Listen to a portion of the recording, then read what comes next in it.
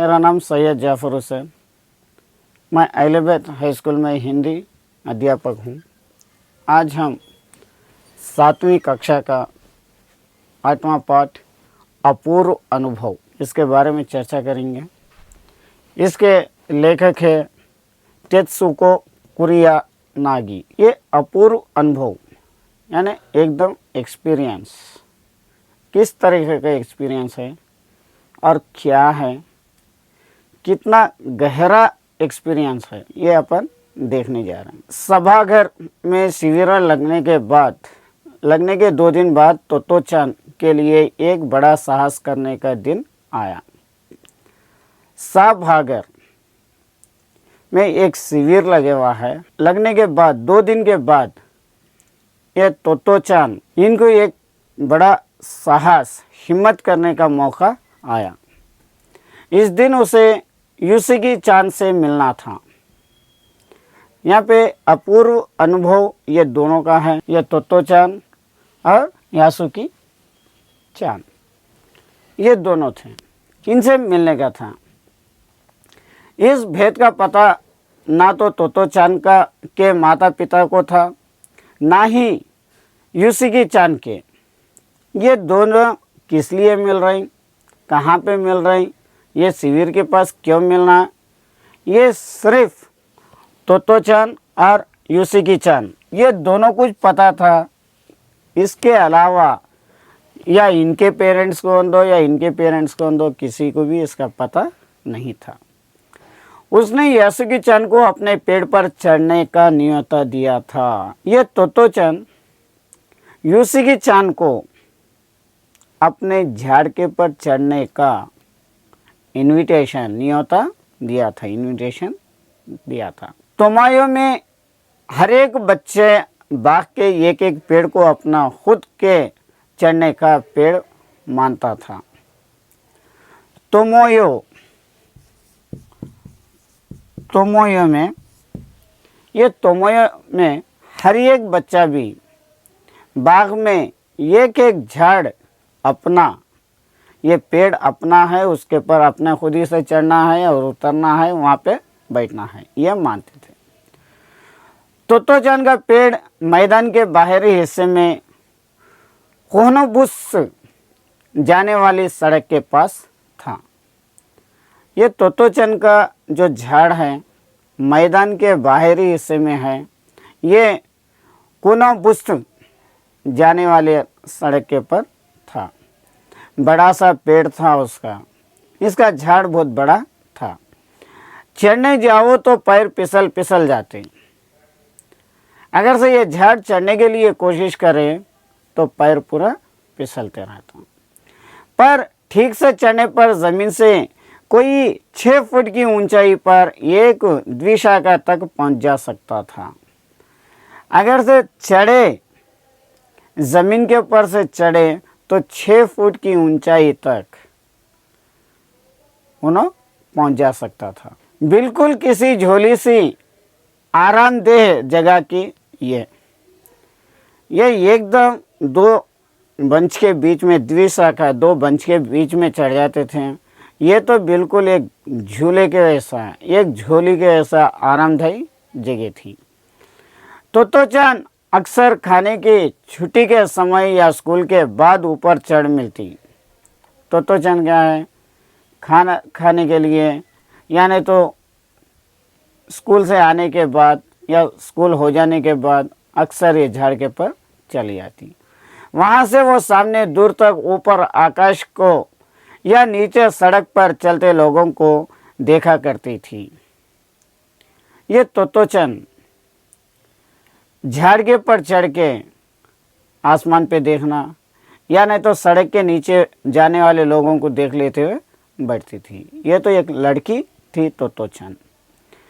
बच्चे अपने अपने पेड़ को निजी संपत्ति मानते थे। बच्चे भी अपने अपने झाड़ों को एक अपनी संपत्ति, निजी संपत्ति, ये अपनी प्रॉपर्टी बोल के मानते थे। किसी दूसरों के पेड़ पर चढ़ना हो तो उससे पहले पूरी शिष्टता से माफ़ कीजिए, क्या मैं अंदर आ जाऊं, पूछना पड़ता था। अगर से इन लोग दूसरों के झाड़ों पे चढ़ने का रहा तो वहाँ से भी इन लोग पूरे इज्जत से रिस्पेक्ट देते हुए माफ़ कीजिए क्या मैं अंदर आ जाऊँ बोल कर पूछ के वो झाड़ पे जाना पड़ता था। यूसी की चांद को पोलियो था। ये जो यूसी की चांद है उसको एक पोलियो था, इसलिए वो ना तो किसी पेड़ पर चढ़ पाता था और ना किसी पेड़ को निजी संपत्ति मानता था। इन पोलियो के रहने की वजह से कौन से भी झाड़ को अपनी संपत्ति नहीं मानता था और उन्हें झाड़ नहीं चढ़ सकता था। अतः तोतो चांद ने उसे अपने पेड़ पर आमंत्रित किया था। आखिरकार ये तोतो चांद अपने झाड़ पे इसको बुलाया था, पर यह बात उन्होंने किसी से नहीं की, क्योंकि अगर बड़े सुनते तो ज़रूर डांटते। ये बात किसी को भी नहीं बताए, क्योंकि अगर से कोई बड़े लोग सुन लिए तो तोतो चांद को डांटते, क्योंकि यूसी की चांद को पोलियो है, उसको झाड़ के पर किस तरीके से कैसा चढ़ाते हैं, अगर से कुछ हो गया तो ये डांटते बोल के डरते रहते थे। घर से निकलते समय तोतो चांद ने माँ से कहा कि ये यूसी की चांद के घर देने चुके जा रहे हैं।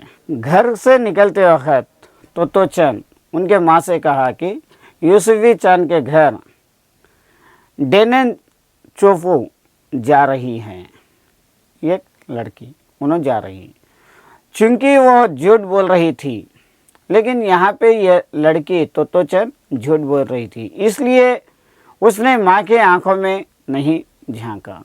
इन्हें झूठ बोलने की वजह से अपने माँ की आंखों में आंख डाल के उन्होंने बात नहीं करी, नीचे मुंडी करके बात कर ली। वो अपनी नज़रें जूतों के फोतों पर ही गड़ाए रखी। अपने जो आंखें हैं, अपनी जो नज़र है सिर्फ जूतों के ऊपर रखी थी और सॉक्स के ऊपर। रांकी उसके पीछे पीछे स्टेशन तक आया। जाने से पहले उसे सच बताए बिना तोतो चांद से रहा नहीं गया। इसके बाद रांकी इसके पीछे पीछे स्टेशन तक आया था। उसके बाद जाने से पहले जो असली बात है वो रांकी को तोतो चांद बता दिया, क्योंकि रह नहीं सकी उन्होंने ये बात बताने के लिए। मैं यूसी की चांद को अपने पेड़ पर चढ़ने देने वाली हूँ, उसने बताया। मैं यूसी की चांद को अपने झाड़ के ऊपर चढ़ाने वाली हूँ, ये बात उसने रांकी को बताया था। जब तोतो चांद स्कूल पहुँचती है तो रेल पास उसके गले के आसपास हवा में उड़ रहा था। जब ये तोतो चांद स्कूल को पहुँचते वक्त जो रेलवे का पास है वो उसके आसपास गले में हवा में उड़ रहा था। यूसी की चांद उसे मैदान में क्यारियों के पास मिला। ये जो यूसी की चांद है, तोतो चांद को मैदान में क्यारियों के पास मिला। गर्मी की छुट्टियों के कारण सब सोना पड़ा था।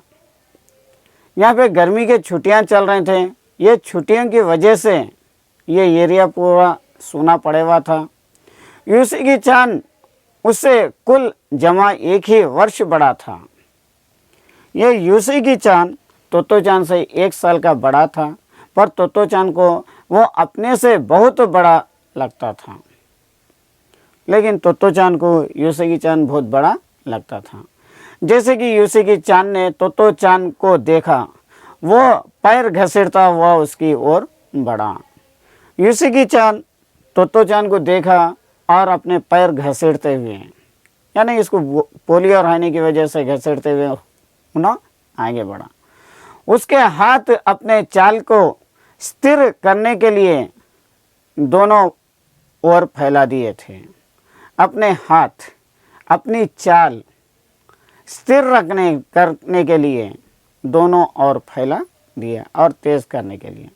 तोतो चांद उत्तेजित थी। तोतो चांद तो एकदम उत्तेजित थी।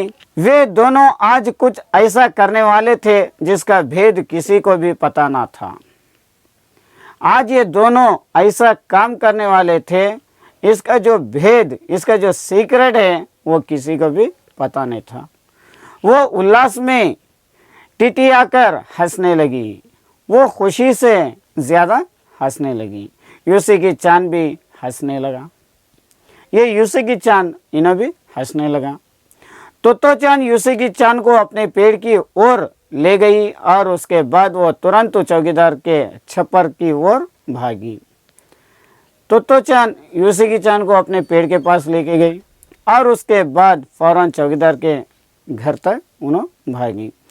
जैसा उसने रात को ही तय कर लिया था, जैसे कि इन्हों प्लान क्या करना है, ये लंगड़े को झाड़ पे किस तरीके से चढ़ाना, ये यूसी की चांद को बोल के पूरा तय कर लिए थे। इसलिए चौकीदार के घर पास भागी वो। वहाँ से वो एक सीढ़ी घसीटते हुए लाई, वहाँ से एक सीढ़ी लेके आई, उसे ताने के सहारे ऐसे लगाया जिससे वह द्विशाखा तक पहुँच जाए। दो ताने के बीच में, यानी दो झाड़ों के बीच में जो बंचेस है उसके बीच में लगा के ये वहाँ तक पहुँचने के लिए सीढ़ी के सहारे झाड़ चढ़ने के लिए इसे इंतज़ाम किया गया। वो कुर्सी से ऊपर चढ़ी और सीढ़ी को किनारे को पकड़ लिया और इन्होंने सीढ़ी के ऊपर ये कुर्सी से सहारे झाड़ पे चढ़ गई और सीढ़ी को किनारे से पकड़ लिया। तब उसने पुकारा, ठीक है अब ऊपर चढ़ने की कोशिश करो। ये सीढ़ी अब ठीक है, उधर इधर नहीं हिल रही, मैं पकड़ ली, तुम चढ़ने की कोशिश करो। बल्कि तो चांद यूसी की चांद को बोल रही थी। यूसी की चांद के हाथ पैर इतने कमज़ोर थे कि वो पहली सीढ़ी पर भी बिना सहारे के चढ़ नहीं पाया। यहाँ पे यूसी की चांद और तो चांद मैदान में पहुँच गए। सीढ़ी पे सीढ़ी लेके आए और झाड़ का सहारा ले लिए और तो चांद झाड़ के पर चढ़ गई और सीढ़ी को घट पकड़ ली और यूसी की चांद को चढ़ने के लिए बोला। लेकिन यूसी की चांद के हाथ पैर इतने कमज़ोर थे कि वो पहली सीढ़ी चढ़ने के लिए भी मुश्किल थी। इस पर तो चांद नीचे उतर आई और यूसी की चांद को पीछे से धकेलने लगी और फिर ये तो चांद झाड़ के पर से नीचे उतरी, यूसी की चांद को पीछे से उसको धक्के मारने लगी। पर तो चांद की छोटी और नाजुक सी इसकी अधिक सहायता क्या करती। लेकिन बेचारी तो चांद छोटी है और नाजुक है, इन्हों और इसकी सहायता, इसकी मदद क्या कर सकती। यूसी की चांद ने अपने पैर सीढ़ी पर से हटा लिया और हताश से सिर झुकाकर खड़ा हो गया। अब बेचारा यूसी की चांद चढ़ नहीं सका। उन्होंने सीढ़ी के पर से अपना पैर हटा लिया और नीचे हट के सर झुका के हताश हो गए। तो चांद को पहली बार लगा कि काम इतना आसान नहीं है। जब तो चांद को ऐसा लगा कि ये काम करना इतना आसान नहीं है जितना वो सोच बैठी थी। अब क्या करे वो, जितना मैं सोच सकी थी, मैं जितना सोच के आई थी इसे आसानी से झाड़ चढ़ा सकते बोल के, लेकिन उतना आसान नहीं है ये काम, अब मैं क्या करना बोल के सोचने लगी। यूसी की चांद उससे के पेड़ पर चढ़े, ये उसकी हार्दिक इच्छा थी, उसकी दिल की ख्वाहिश थी कि यूसी की चांद झाड़ पे चढ़ सके। यूसी की चांद के मन में भी उत्साह था, यूसी की चांद के दिल में भी खुशी थी कि मैं झाड़ चढ़ना है। वो उसके सामने गई, वो उसके सामने आई। उसका लटका चेहरा इतना उदास था कि तो चांद को उसे हंसने के लिए गाल फुलाकर तरह तरह के चेहरे बनाने पड़े।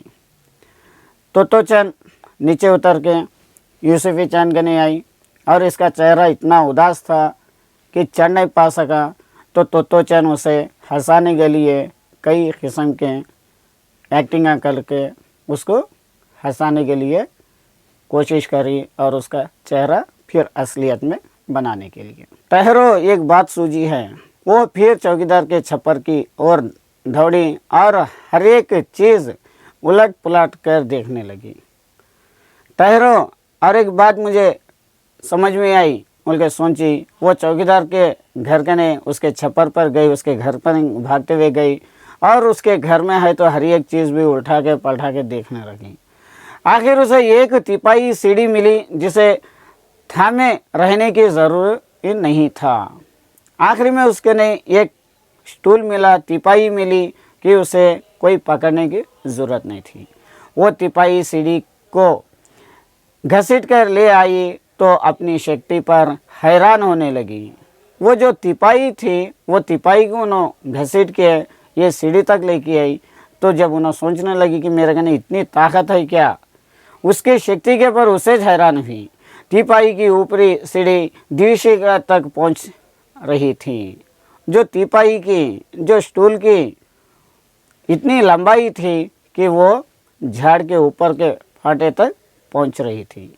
देखो, अब डरना मत, उसने बड़ी बहन से आवाज़ में कहा। ये डगमगाई नहीं। देखो, अब तुम डरना नहीं, बल्कि एक बड़ी बहन छोटे भाई को हिम्मत जैसा देती वैसा दे रही थी। वो एक हिम्मतदार के ऐसे थी। यूसी की चांद ने घबरा के तिपाई, सीढ़ी और पसीने से थर थरा के तोतोचान की ओर देखा। यूसी की चांद घबराया और तिपाई सीढ़ी की ओर देखा और पसीने से तरबतर होके तोतोचान की तरफ देखने लगा। उसे भी काफ़ी पसीना आ रहा था, उसे भी पसीना आ रहा था। उसने पेड़ की ओर देखा और तब नीचे के 7 पाँव उठाकर पहली सीढ़ी पर रखा। उसको भी पसीना आ रहा था, तोतोचान को भी पसीना आ रहा था, लेकिन आखिरी में उसने पेड़ की ओर देखा, पेड़ की तरफ देखा और सोच लिया कि मैं ये झाड़ चढ़ना ही है। ये सोच लेके पहली सीढ़ी के पर उन्होंने पैर रखा। उन दोनों को यह बिल्कुल भी पता ना चला कि कितने समय यूसी की चांद को ऊपर तक चढ़ने में लगा। ये दोनों को भी बिल्कुल टाइम भी नहीं मालूम हुआ, महसूस भी नहीं करेगी यूसी की चांद को ये झाड़ के पर चढ़ने के लिए कितना टाइम लगा। सूरज का ताप उन पर पड़ रहा था। इन लोग सुबह में आ गए, लेकिन सूरज का ताप यानी गर्मी उन लोग पर लग रही थी, पर दोनों का ध्यान यूसी की चांद के ऊपर तक पहुंचने में रमा था। लेकिन ये दोनों का ध्यान, दोनों की नज़र सिर्फ झाड़ पे चढ़ने के पर था। तोतोचान नीचे से उसको एक एक पैर सीढ़ी पर धरने में मदद कर रही थी। तोतोचान क्या है, यूसुफी चांद को सीढ़ी चढ़ने के लिए एक एक पैर को उन्होंने सहारे देते हुए रख रही थी। अपने सिर से वो उसे पिछले हिस्से को भी स्थिर करती रही। अपने सर से उन्होंने पीछे के हिस्से को सहारा देते हुए रही। यूसी की चांद पूरी शक्ति के साथ झुक रहा था और आखिर वो ऊपर पहुंच गया। यूसी की चांद भी अपनी शक्ति के साथ, अपनी ताकत के साथ उन्होंने आगे बढ़ रहा था। आखिरकार उन्होंने ऊपर तक पहुंच गया। हुर्रे! पर उसे अचानक सारी मेहनत बेकार लगने लगी। हुर्रे बोलते हुए पर उसको अचानक ये पूरी मेहनत बेकार होने लगी। तोतोचान तो सीढ़ी पर से छलांग लगा के द्विशाखा पर पहुंच गई। ये तोतोचान सीढ़ी के पर से एक छलांग लगा के झाड़ के ऊपर तक पहुंच गई, पर यूसी की चांद को सीढ़ी से पेड़ पर लाने की हर कोशिश बेकार रही। लेकिन तोतोचान तो एक छलांग मार के चले गई, पर यूसी की चांद सीढ़ी से पेड़ पर लाने के लिए बहुत कोशिश करने लगा। यूसी की चांद सीढ़ी थामे तोतोचान की ओर ताकने लगा। यूसी की चांद सीढ़ी के पर ठहर के तोतोचान को देखने लगा। तोतोचान की रुलाई छूटने को हुई। उसने चाहा था कि यूसी की चांद को अपने पेड़ पर आमंत्रित कर। अब उसकी रुलाई छूटने को आई, यानी रोने के लिए थी, पर उन्हें चाहती थी कि यूसी की चांद को अपने झाड़ के पर आमंत्रित इनविटेशन देना था, यानी उसे वहाँ पे बुलाना था। तमाम नई नई चीज़ें दिखाए, पूरे नए नए चीज़ें वहाँ पे उसे दिखाए, पर वह रोई नहीं। लेकिन उन्हें रोई नहीं, उसे डर था कि उसके रोने पर यूसी की चांद को भी रो पड़ेगा। उसे इतना डर था कि अगर से मैं रोने लगी तो यूसी की चांद भी रोने लगेगा। उसने यूसुगी चान को पोलियो से पिचकी और उंगलियों वाला हाथ अपने हाथ में थाम लिया। उसने यूसुगी चान का जो पोलियो वाला पैर है वो पैर को अपने हाथों में ले लिया। उसके खुद के हाथ से वो बड़ा था, उंगलियां भी लंबी थी। देर तक तोतो चान उसका हाथ थामी रही। इन्हें तो उम्र में बड़ा रहने की वजह से उसके हाथ पैर बड़े थे, फिर भी इन्हें बहुत देर तक उसके हाथ में थामी रही थी उसका पैर। तब बोली, तुम लेट जाओ, मैं तुम्हें पेड़ पर खींचने की कोशिश करती हूँ। अब तुम लेट जाओ, मैं तुम्हारे को झाड़ के पर खींचने की कोशिश करती हूँ। उस समय द्विशाखा पर खड़ी तोतो चान द्वारा यूसुगी चान को पेड़ की ओर खींचते अगर कोई बड़ा देखता तो वो ज़रूर डर के मारे चीख उठाता।